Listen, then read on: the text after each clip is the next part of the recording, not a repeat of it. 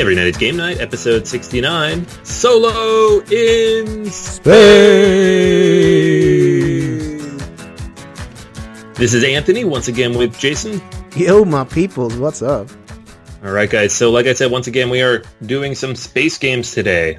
Specifically, we're going to be talking about Kepler 3047, Alien Artifacts, and Star Trek Ascendency with the Borg expansion. Yep, we have some hotness up here for you in terms of space games. And I did a couple of posts, one on BGG and one on Facebook, talking about space themes in general, because I have heard for some people, space, bleh, to sum it up in as pithy a way as I possibly can. Like, there's some people for whom space is a real turnoff.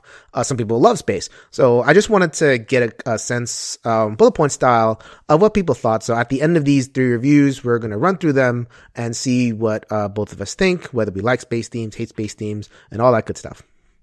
Yeah, for sure. I mean, it's one of those, I mean, all themes are like this. Everybody's got the theme they can't handle. So I think we could all think of a couple, but this is one of those ones that tends to be more, you put it out on the table. Some people will be like, woo, I'm all in. I don't care what it is. And other people will be like, hell no, give me something else to do. So, leave me alone.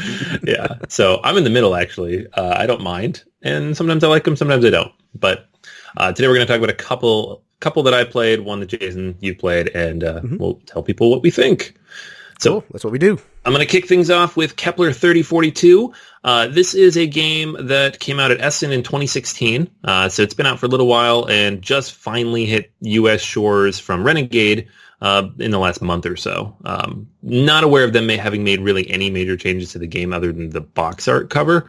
So anything I'm describing here, and this is from the original release out of Europe, is pretty much the same.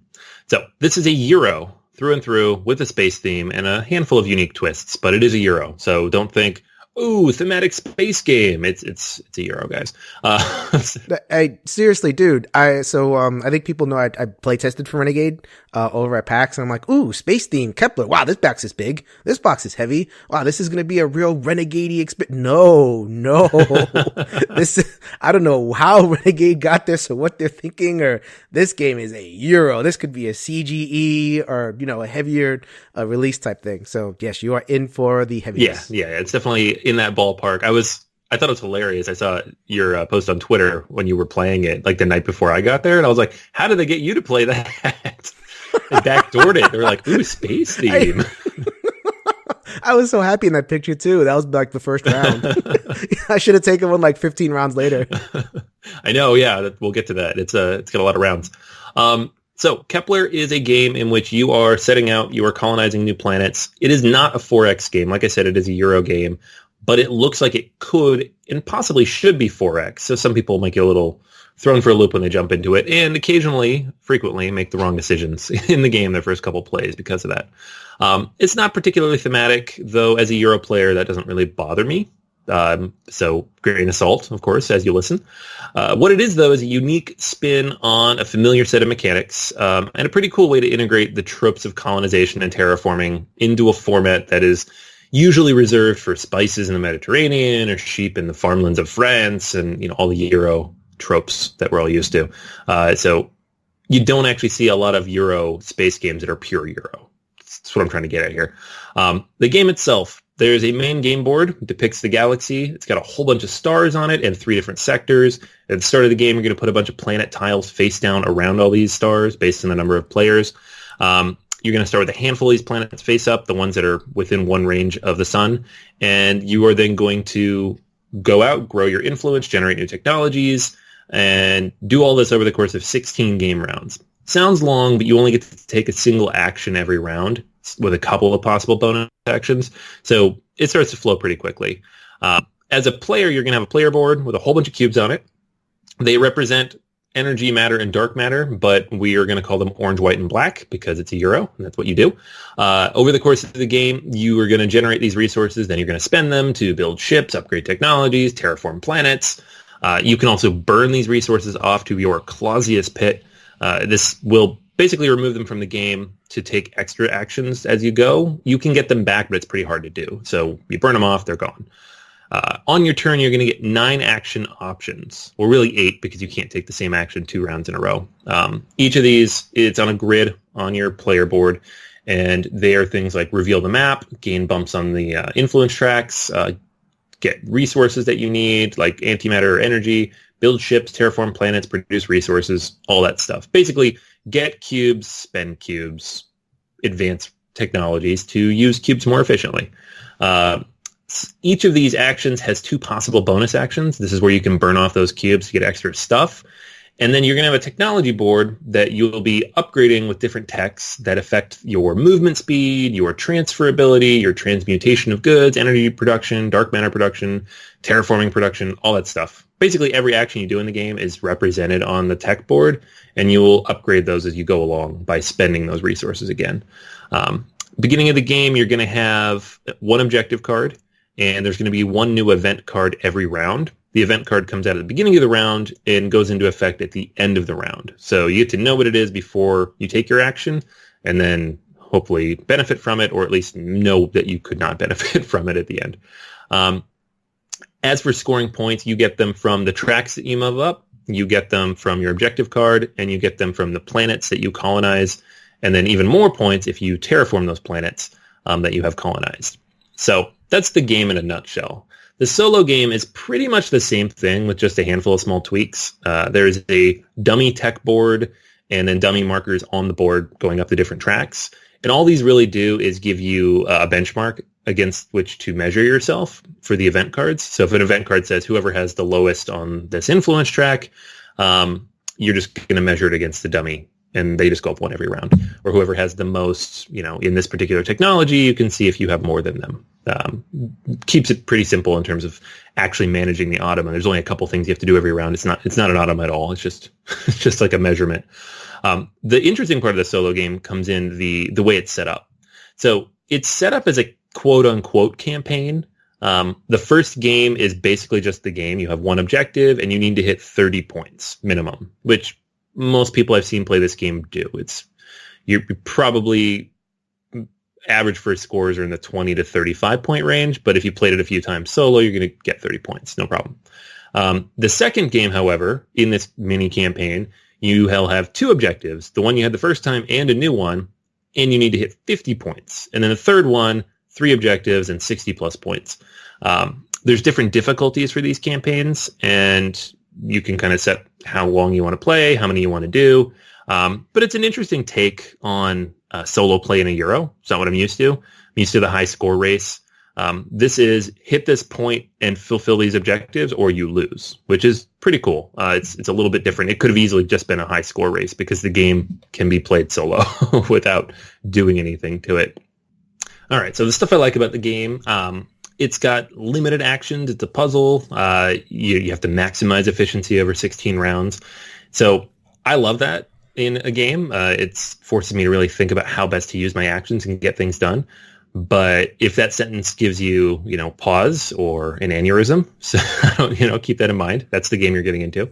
There is a bit of randomness here as well, which I like. The planets are random when you put them out. The objectives are random. The events are random. It's not a lot, but it's enough to keep the game fresh. In the multiplayer game, it's pretty solitary in what you're doing, but you do end up cutting each other off when you're going for different systems. Multiple people can't colonize the same planet, so that can become an issue. You wait for other people to reveal different planets instead of wasting your own actions doing it. That's an important part as well. And the rules are pretty simple. The game is decently quick to set up. Like, it is a heavy-ish Euro because you have to think a lot, but the actual basic rules are all printed in front of you on that card. So once you know it, it's all there. I pick the game up after a few weeks, jump right into it, don't have to refresh much. The negative stuff. It's a very tight game. It can feel somewhat impossible at times to get everything you want to get done in one go, especially if you're just trying to find the right planet to fulfill your set, or you're trying to get that one last objective piece and you just can't find what you're looking for. Those things can be frustrating. And at the same time, it's also a bit abstract, even for a Euro. I mean, the cubes are just cubes. There's no story. A lot of space games, even when they are kind of abstract Euros, like Eclipse or something, they build something into it to give people something to latch onto. This doesn't really have that. This is really just cubes, moving stuff on a map, trying to hit control of stuff. There's planes. There's little planes, right? Well, there's spaceships. Yeah, spaceship, whatever. Space planes. You get little wooden spaceships, yeah. But it's fine for that reason. I mean, I like this stuff, but just being totally fair and, taking from what other people have said and even just having played other space games that are similar, not, it can be a little abstract. And then the solo game, it's funny. I don't usually want them to be short necessarily, but in this case, it takes about 30 to 45 minutes to get through one game.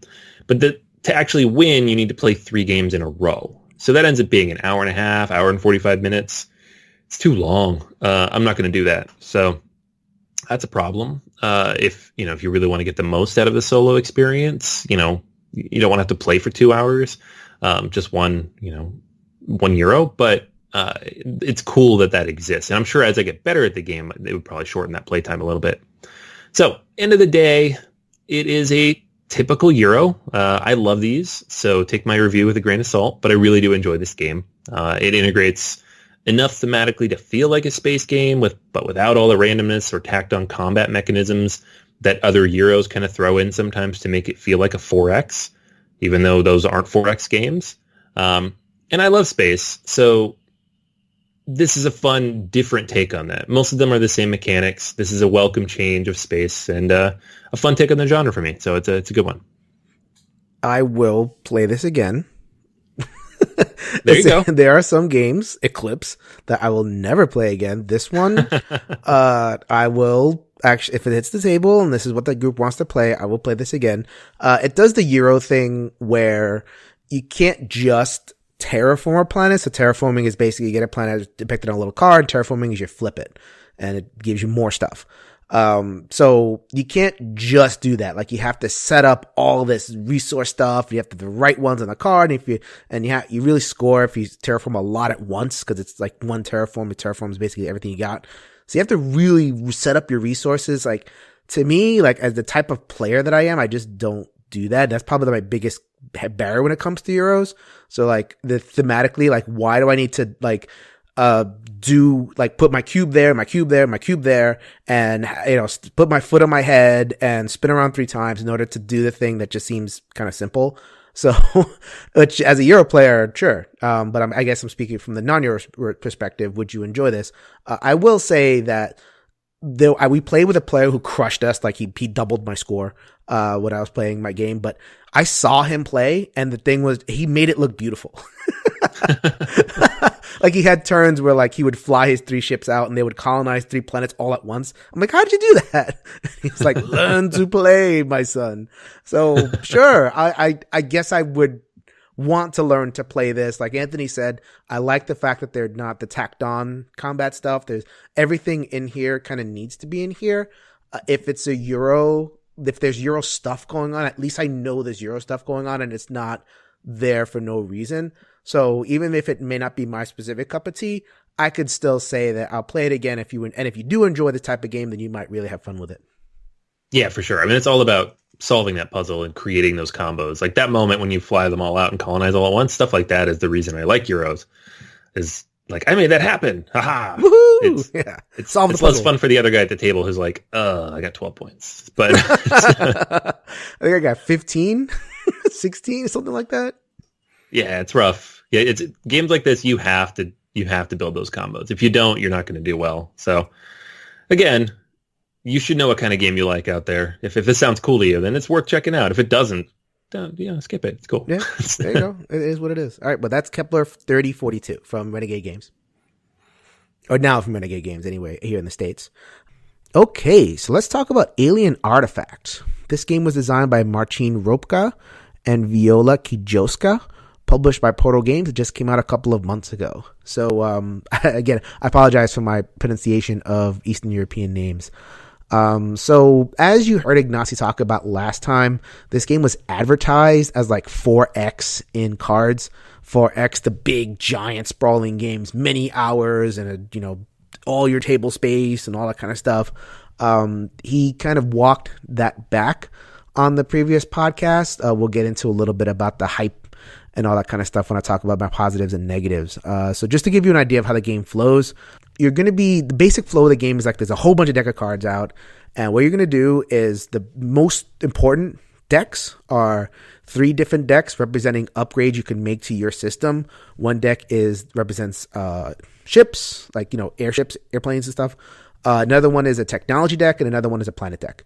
You can purchase cards from that market, put them in your kind of constructed area. You can move them over and like build your empire. So you can build in a lot of different ways.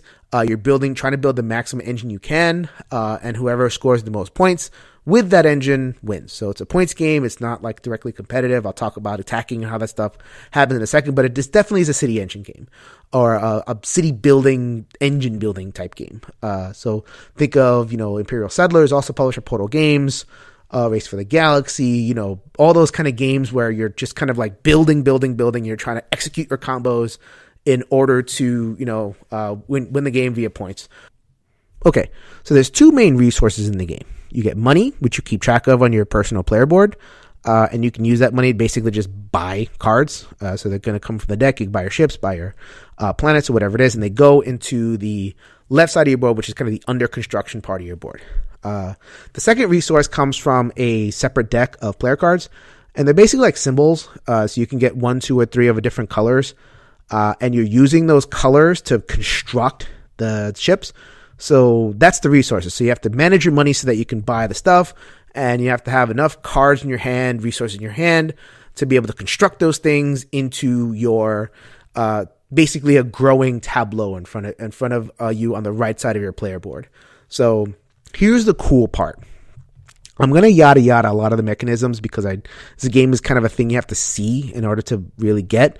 But what happens is when you build off of the left side of your board, the cards are double-sided, so you always get a choice of the kind of thing that you want to build. So if you're going to build a ship, you can build it on its white side, which is the peaceful side, which ordinarily you'd only be able to use 2 of your resource cards in order to build a thing.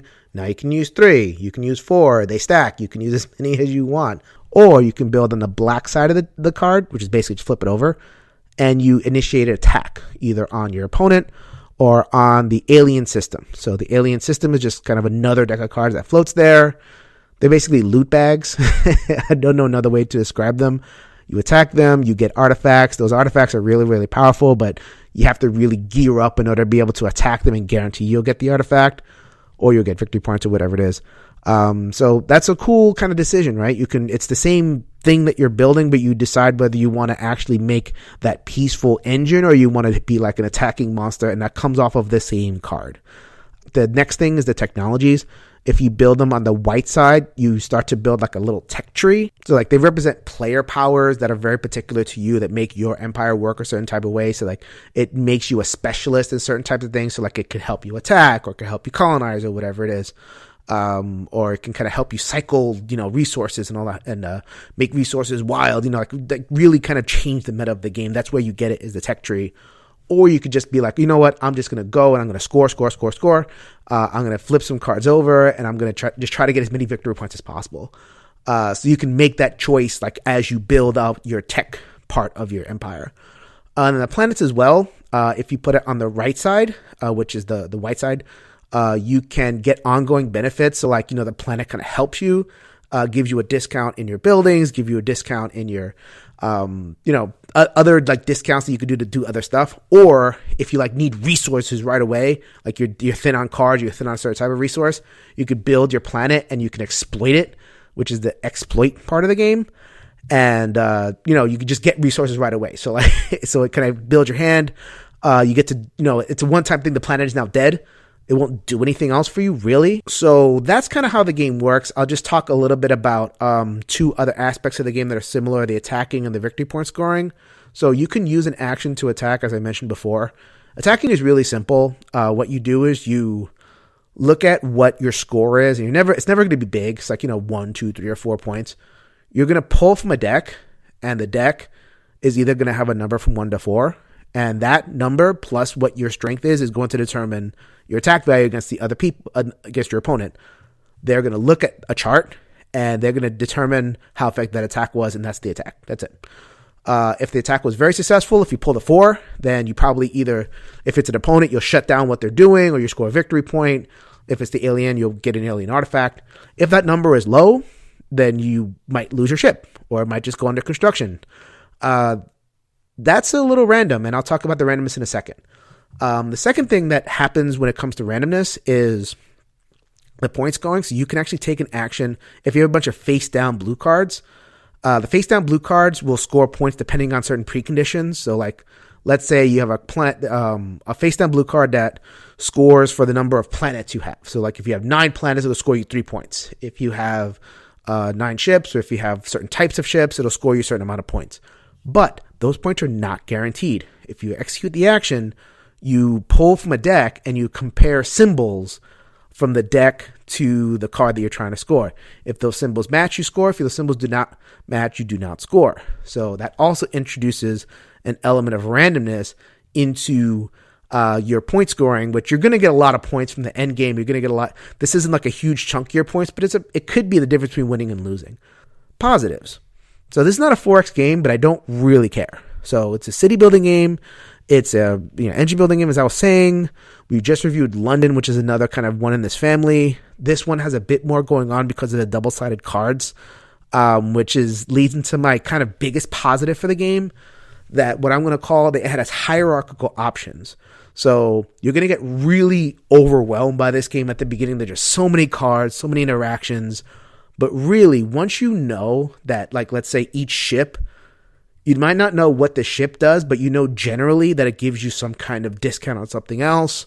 You might not know what each planet does, but you generally know it's going to give you an ongoing benefit. You can kind of think in your mind, okay, do I want to build my empire up, or do I want to attack stuff?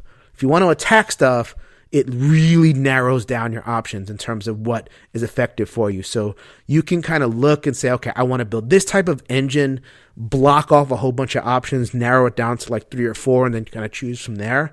So as opposed to kind of giving you this giant smorgasbord of options, which I find kind of overwhelming in a game, it becomes pretty clear where, you have the 20 options. Literally, it's a lot of stuff that's in front of you. But you can narrow it down and focus on your strat and make that happen relatively quickly. I thought that was awesome. I really did. I felt really, really open-ended and like really empowered without feeling overwhelmed, which is a really, really positive thing that I have to say about this game. The last thing I'll say about it is it's very fast, especially for 2 players. On your turn, you're going to do a thing and you're done. One action. So one action. And you can really pound through a 2-player game with somebody who knows what they're doing in less than an hour. Like, you can just fly through it. 4 players is a little bit rougher. I would not recommend this game to 4 players unless everybody knew what they were doing. In a way, it's like, kind of a heavy Euro like Spirit Island or something like that, where you don't want to play with 4 unless everybody knows what they're doing. The 1 AP player will slow things down and will kind of like break it for you. You don't want to spend too much time with this game, but if you just know what you're doing, and especially if you're playing 2 players, it's like boom, boom, boom, boom, boom, and it was done. I know that Sam Healy on his review of the game said that he didn't like how fast it was. It felt kind of dizzying how fast it was. I don't know. I don't think he knows what he's talking about. Sorry, Sam. I loved it. I loved that it was a fast build. It was fast because of the way it structured your choices and made it easy for you to think through what could be a very overwhelming bunch of choices. So I thought that was amazing. Negatives, I would say the luck. It's already a card game, so why add that extra element of luck? Attacking, sure. We're used to attacking in a 4X game. We're used to shooting, at cruisers or whatever it is. Combat equals kind of an element of randomness. I'm fine with that. But the luck and the point scoring, I've never really seen that. Like, I've never really seen where in order to kind of score victory points, you have to basically roll a die and it determines whether you even activate, you either get like 3 or 4 or 5 victory points or 0. And it's not a rolling a die, it's pulling a card. But I just, why? Like, a bad pull can be the difference between victory and defeat. And I get it, like, you want luck in games to kind of shake things up, but it's a card game. It already has luck. It already has I had to build my empire this way as opposed to that way because that card never showed up. It already has like, oh, well, I got a whole bunch of this card and none of this card. I got a whole bunch of this resource and not that resource. That's already lucky. Why is there an extra layer of luck when it comes to, point scoring? So, man, that I could have, like, without that, I could just love this game. With that, it takes it down for me just a bit. I still think it's a strong play. So I am going to keep it around because I really did enjoy it. I really think it does something much different than some other city builders in the double-sided cards and the decisions that you have to make. I really enjoyed the game. Anthony, what do you think? Yeah, I'll give it a go. I mean, it's not a huge, massive, long game, so it's worth giving a try at least. Yeah, it's not a huge. It takes an hour. Oh, speaking of that, this is not a 4X game at all. Ignacy made that very clear. He's like, I think it was pitched to Portal as a 4X game, and he's like, no, not really. And they say that they rolled back the press on it, like this is not a 4X card game. But if you read the BGG page, it says this is a 4X card game. It says that right now. Go check it out. I'm like, you got to do a little bit more hype crushing if you're going to let people know that you know exactly what type of game this is. All right, so we've talked about two games that are not 4X games, but seem like they could be. So let's talk about a 4X game. A real one, I swear. Yeah, an actual 4X game that takes a really long time to play. A really long time. Yeah, this is Star Trek Ascendency. This is from Gale Force 9. It launched last year in 2016 at Gen Con, and actually got a chance to play it at Gen Con originally with 4 players, well before they released the 4-player content. And just now in the last year, it's become viable to actually buy the content that makes this game worth picking up. But that's not what I'm going to talk about today. I'm going to talk about how it plays, and more importantly, how it plays with the Borg expansion, because the Borg expansion adds a automated AI opponent that can be used both in a full player game or in a solo game. So it extends the player count from just 3 to 1 to 3 and all the way up to 5 if you have the 2 expansions for extra players. So here we go.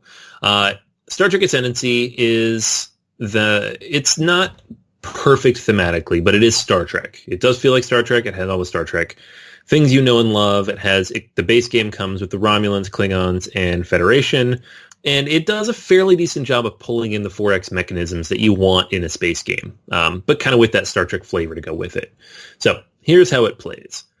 By default, this is a 3-player game, and so reading the rules, running through the game, looking at the cards, this is all very evident. The game doesn't do much to differentiate or adjust or edit itself when you change player counts. It is a 3-player game, and then there are expansions that change that. So keep that in mind. It's a little problematic in solo play, but it can be worked around. Each player is going to start with a race. Like I said, you've got Federation, Klingon, Romulans. Those are the base game. Then Ferengi and Cardassian in the expansions. You're also going to get a big old pile of ships, 3 fleets, a deck of tech advancements, 3 star bases, and a home world where you're going to start. So each of these is asymmetrical. So the Federation's focused on exploration, Klingons are focused on attacking, and Romulans are focused on science. The goal of the game is to get 5 Ascendancy tokens. You start the game with 1, and so you basically need to get 4 more.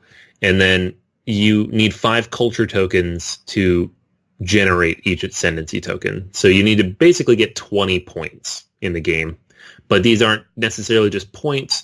They are resources that you can spend. So you eventually cash those in for the Ascendancy tokens, which you cannot spend to do anything. And then if you get to 5, you win. So the gameplay is actually fairly straightforward, especially for a 4X game. Rulebook's, 20, 25 pages, but a lot of that's examples. You have 3 phases in the round overall, and then the player turn has 2 phases. So pretty straightforward in terms of a 4X, which tend to have a lot of rules. First phase is turn order. When you start the game, you're just going to do that randomly. Later, you can bid on it when you've made first contact. The player turn is second, and that is split in 2. So you have a build phase, so you can spend your resources to build new nodes, ships, colonize worlds. You can also put your research on project cards or upgrade your shields and weapons. And then you move into the command phase, which is the bulk of the game. So each player is going to do all their stuff all at once. So it does make for a fair bit of downtime between turns, which is why I was excited to see a version with 1 and 2 players.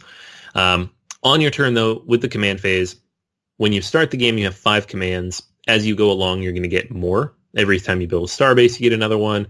Every time you build a tech that has an extra one on it, you get another one. So usually you end the game with like between 8 and 10. And those are going to let you do things like move, hegemonize, attack, invade, fund new projects, build starbases and fleets, all the good stuff you get to do in the game. So you'll be doing that until you run out of command tokens, and then you're going to recharge, which means you flip all the cards back, reload all the resources on the map, gain new production, etc. The stuff you're going to be doing with those actions is you're mostly going to be exploring and putting out new worlds. So there's no board. It is a open game space. You don't build the board at the beginning. It's modular, but it's actively discovered as you go. So when you go into space, you're going to roll a die and place a space lane that's the length that the die shows you to place. It's between 2 and 4. And then you're going to put a world at the end. And the world comes from a face-down stack of worlds. And so the world can be a new planet, which has different possible things on it. Some of them have hazards you have to brave, which means you have to roll a die. You might blow up your ship. Happens. There's phenomena, which have research tokens in them, but they can also blow up your ship. And then there's just regular old worlds that you can find. And you're also going to draw an exploration card every time you find a planet. So the exploration cards can have all sorts of stuff. They can have warp civilizations. They can have pre-warp civilizations, which just give you resources. They have discovery cards, hazards, all sorts of stuff you have to go through. Some of these cards are really good. Some of them are not so good. There's some crisis cards in there that are really bad. And it really depends on what you find and where. You can then invade or hegemonize developed worlds. You can colonize the empty worlds. And then from there, you can build new nodes that generate resources in future turns. So you're basically going out, trying to find stuff, and building on it so that you generate more resources every round. And if you're playing against other people, obviously they're also trying to do that, and you will fight each other. So it's a race to get those things, but then you kind of go after each other and fight over these things. Combat's fairly simple. It's dice-based. You're going to roll as many dice as you have ships, and then you adjust based on your weapons level, and then the opponent's going to adjust what hits them based on their shield's level. That's it. So pretty standard 4X fare in terms of combat. Now, the Borg are different in a lot of ways because it's not a player faction. It is run by the game or by someone who has been assimilated into the game. And the way they work is a little bit different. So they have a command deck. Anthony, what does that mean, someone who has been assimilated into the game? So if you're assimilated, and we'll get to that in a little bit, but basically if you're playing with multiple players, the Borg can assimilate a player, take over all their stuff, and then that player becomes the Borg and will manage them moving forward. Oh, wow. But you're still going to use the command cards to some degree to accomplish that. So the way that works is you have a command deck. Think of like an Automa deck, but not nearly as complicated. So each card just tells you exactly what to do. And then there is a whole bunch of Borg cubes and spires. In the solo game, you start with the transwarp hub on the board or on the map. And that is a place where a new cube is going to generate every round, probably. You're going to roll a die, and if the die rolls higher than however many cubes you have, you generate a cube. So at the beginning of the game with 0 cubes, you automatically generate one later on. When you activate each of these cubes, and every round you're going to activate every single cube, it will attack if it's adjacent to anything. Then it will draw a command card. Usually these are movement, not always, but most of the time they're moving towards a specific target. So it'll say move towards a starbase, move towards a fleet, move towards a home world. And so you just do that. There's some rules in the book in terms of how to do that, what like Automa style rules in terms of movement and what's most efficient. But it's pretty straightforward. And then assimilate developed worlds. So if their Borg cube is on top of a world and there's nothing there, they will assimilate it. They will destroy whatever's there and assimilate it. The Borg have 9 dice. These are also the hit points. So when you go to fight them, you need to have a lot of ships because you need to be able to hit them 9 times before they destroy you. The other thing is every round of combat, they get a little stronger. They gain shields every single time. So if you go 2 or 3 rounds of combat and you haven't destroyed them yet, you're probably going to lose because their shields are eventually going to get to the point where you can't actually hit them because your weapons aren't going to be that strong. So the battle of attrition is going to be tough. You're going to lose a bunch of units. So you almost always want to hit them with as big a fleet as you can. This makes it really tough in a multiplayer game. In a solo game, less so, just because if you can keep them at bay long enough, you build up your fleets, then you have, you can just go after them. But in a multiplayer game where you're trying to balance, you got Klingons on one side and Borg on the other.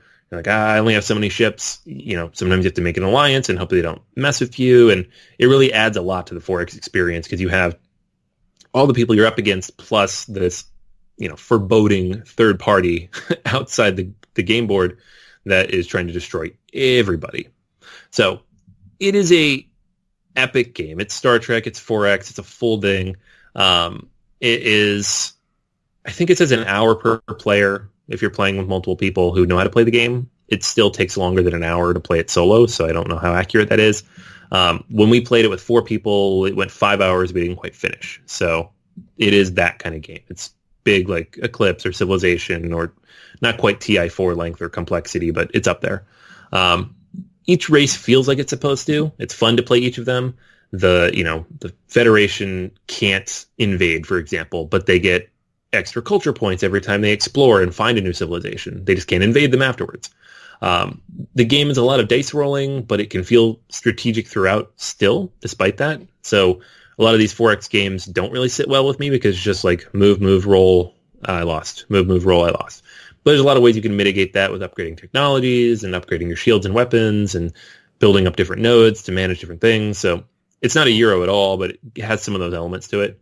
And then there are a lot of different cards and planets here. So you get good variety in the game. It's not just going to burn itself out really fast, which is the risk in a lot of games that don't come with enough content out of the box. And this one, it doesn't come with a ton, but the expansions add plenty, and then you're not going to go through all that.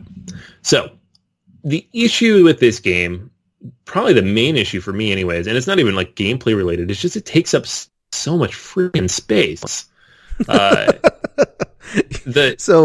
Full disclosure, we were supposed to record this episode last week, but Anthony needed to purchase plywood for an extension on his table in order to be able to get this played. Yeah, so I don't have the world's biggest gaming table, but it covers almost everything. Like the only game I haven't been able to play on there in the last year is when I was trying to teach myself TI4, and I just couldn't fit everything on the table, which of course not, right?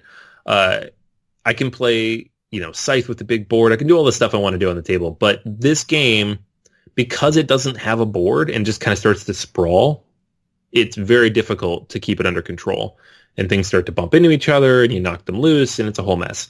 So it recommends a 3x3 space, so your basic war game miniature size tabletop, and that's fine if you have a big table. I don't, so I had to extend it a little bit. So that's an issue. It makes it hard to get it to the table. It's just too big. You don't want to leave it out. I certainly can't bring it anywhere. I can't play it in public. It's too big. So those are issues.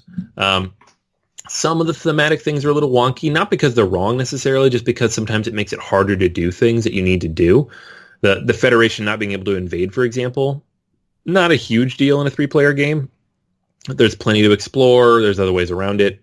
But in a solo game, you just end up with all these worlds that have like pre-warp civilizations on them, and you can't do anything or interact with them in any way because nobody else is going to come along and invade them.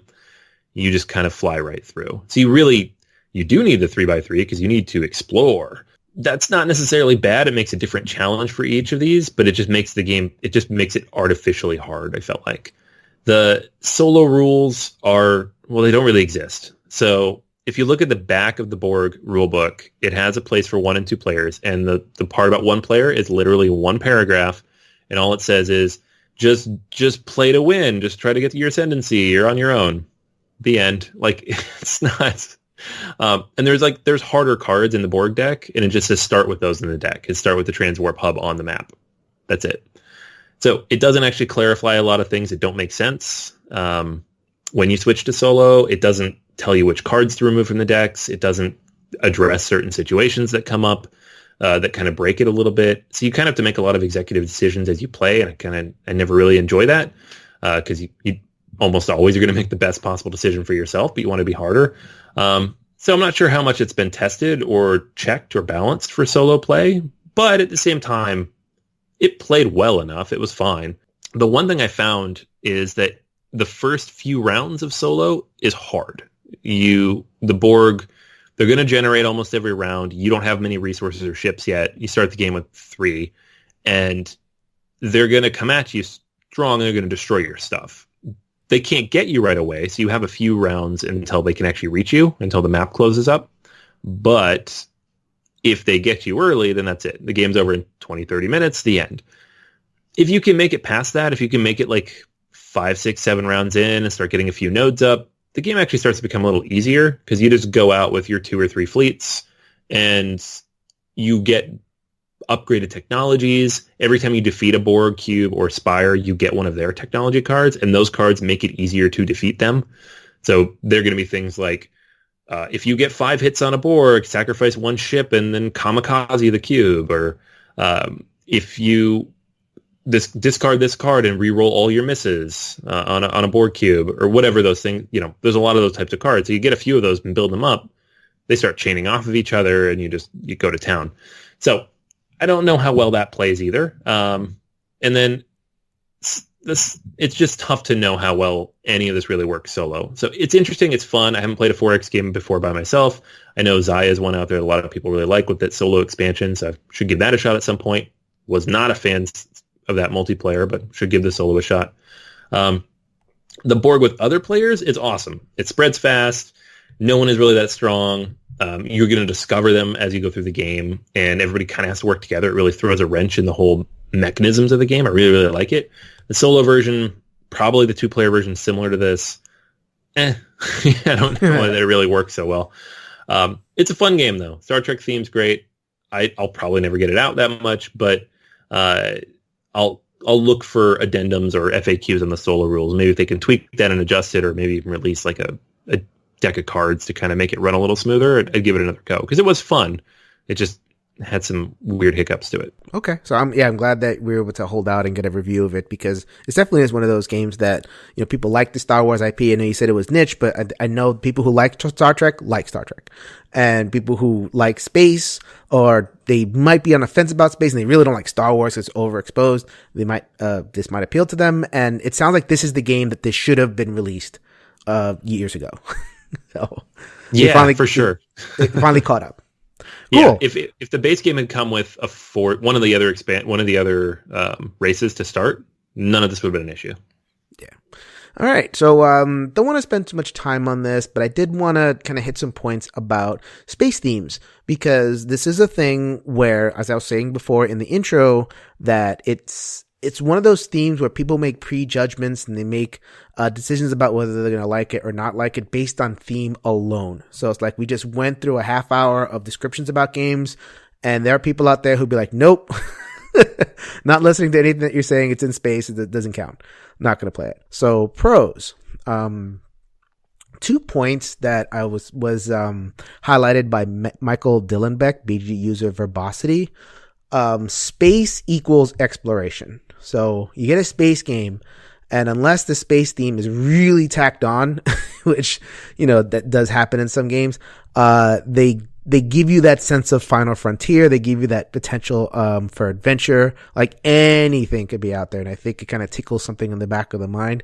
And space games usually involve some kind of exploration or a growing map or whatever it is.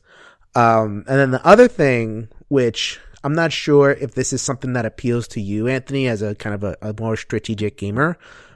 Space tends to weave in things like math and science and logistics on some level. I think of a game like Leaving Earth as the most extreme example of this, whereas that game is just like math in your face. But even if it isn't to that extreme, there's always like some sense of logistics. Things don't come from nowhere, right? So if you get a fantasy setting, you don't have to worry about where the magic comes from. It's like Gandalf does not have like a jetpack or a reactor core to manage. It's all, he just does it. And it's like, ooh, magic. In space, they feel like it's almost like the genre builds in the need to kind of explain where it comes from. even if it's kind of like pseudoscience. It's like the dilithium power core. I don't know what that is, but it sounds like it comes from somewhere. And it has to be managed, right? And you can kind of make a game off that. You can make tension off that, drama off that. Oh, the core is overheating, it melting. We have to do all these things in order to, kind of manage it. So space games tend to have that going on, which appeals to certain types of gamers. So I think that was very well articulated by Verbosity. I kind of extrapolating off of what he wrote. But I know you said you were on the fence, but when it comes to like a good space game, are those the kind of things that appeal to you?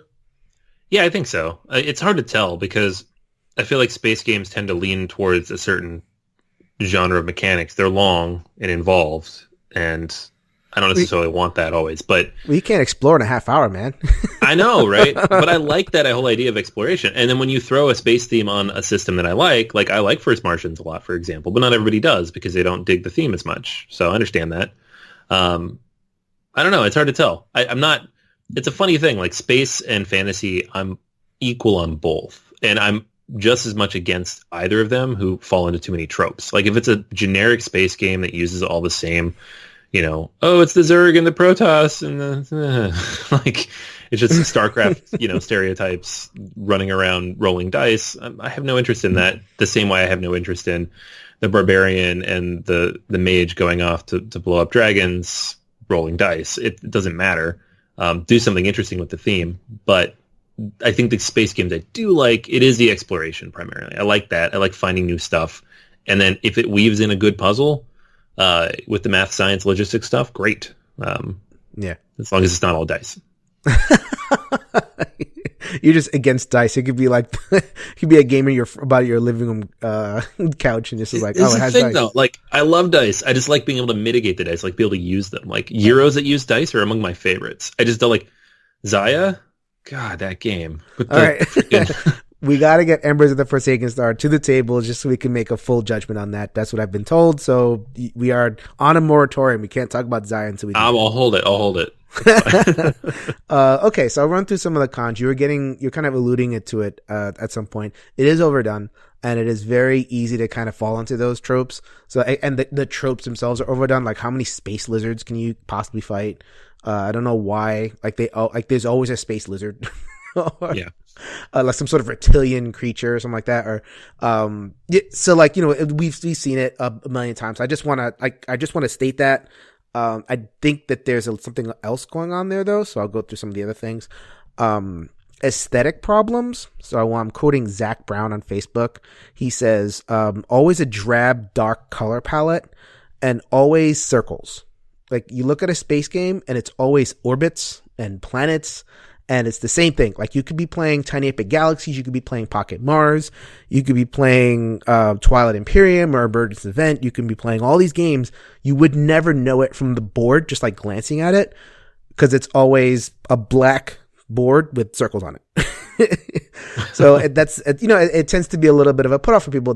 People, especially like a person who wants that pop, like that color, that kind of stuff of a fantasy game, which I think is part of the appeal of that. At some point I may do like a fantasy themes, the same thing for fantasy themes, maybe down the road. Okay. So then there's the aesthetic issues over there. Another, user said it was not relatable. So fantasy is fantasy, but at least it occurs in familiar areas. So like you can go to New Zealand and go where the Lord of the Rings was filmed and, feel like you're kind of in there. Running through forests, running through caves, and running through, all sorts of stuff. But, space, there's nothing comparable in our experience unless you like go into a dark room, which no. And, so, cause you're not wearing a spacesuit, who wears a spacesuit, who goes into zero gravity, like in their, everyday life. So it's not kind of relatable that way. I was explaining about the math and science part of it. A lot of these games have, a lot of, the math and science part of it and the logistics part of it, which people don't appeal to. They just want that kind of straightforward thing. Magic is magic, and I just want to like let my imagination run wild in that way. And then this one was an interesting comment from our friend who's also been on the show in episode 50, Marina Freeman, too mechanical / robotic. So it might not be space, but it's always rockets. It's always hulking spaceships. There's a lot of gray. you're looking at the board. I saw another comment by Melanie on Facebook. You're wondering if a carrier can carry a cruiser. And it's like, that's a dumb question for me. I know that a horse can carry a person, but like, how do these different ships interact? It's a complete turnoff.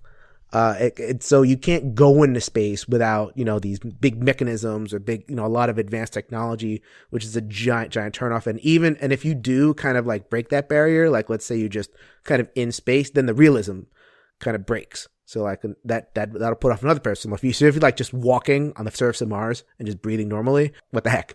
It's like, that's not going to work. There's also like a male female thing to it, maybe. In terms of that particular comment, like, that's a very kind of boys toys type thing.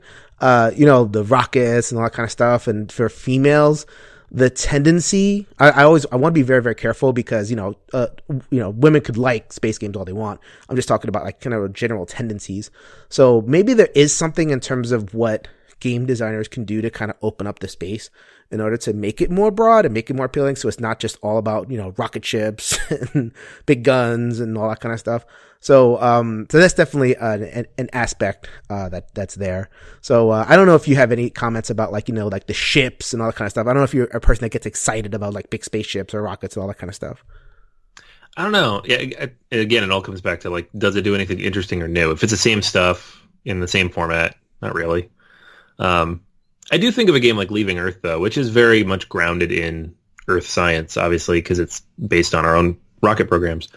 And when you lay out all those cards, it is actually very beautiful because it's colorful. Like it's zoomed in and it shows the planets and they're bright. It is very round, of course, and there's a lot of rockets, so it doesn't really negate anything you said. But I feel like there's a good way to do that where you can make it more engaging aesthetically and grounded in reality. Maybe not doing like, hard sci-fi, doing more of a realistic sci-fi. Or just science, not science fiction. But I don't know. I really think if you're going to do a sci-fi game, if you're going to do a space game, invest in the design elements. The game can be amazing, but if it's just blah, bland, black, boring to look at again, you really narrow your audience to the people who really like those games. You're not going to open it up to all the other people who just immediately assume, space game again. You need to be able to attract that. And I don't think a lot of games just don't take the effort to do that. They're fine with that limited audience, I guess. And maybe it's not that limited. I don't know how many people out there dig space games. I know a lot of people who do. But you are pigeonholing the game a little bit when you do that. Yeah, and I think that's the intention. Like you could just sell to the same audience over and over again, the same type of people over and over again, and that's fine. Companies have to, make money at the end of the day. But in terms of like opening it up to people who don't normally play these games, which we always want to do. We always want to, in terms of our podcast, we want to invite more people who might be on the fence about this stuff to listen. And in terms of game design, we want as many people as possible to play these games. So just in general, like, those are the things that people are kind of pushing away from. If you listen to it, internalize some of that stuff, the aesthetic stuff, the relatability stuff, the mechanical stuff, how this can be barriers. And if you can design your game or promote your game in a way that kind of answers those things, you might open it up to new audience, new people who might not ordinarily play that type of game. So there you go. There you go, guys. Space games. Space. All right. So we're going to go and wrap it up for this week. If you have not had a chance yet, hit us up on Facebook. We are located on the Board Gamers Anonymous group, our page, as well as the Solo Board Gaming group. You can find us on Twitter at ENGN_podcast. You can find us on www.everynightisgamenight.com, which is part of Board Gamers Anonymous. Or you can just hit us up directly and send us a message and let us know what you think. Your reviews on Apple Podcasts, Google Play, all the places definitely help us, find out who's listening and get your feedback, which is always great. So that's going to be everything for this week. Until next time, go ahead and grab a solo game off the shelf and let's make every night game night. Later, everybody.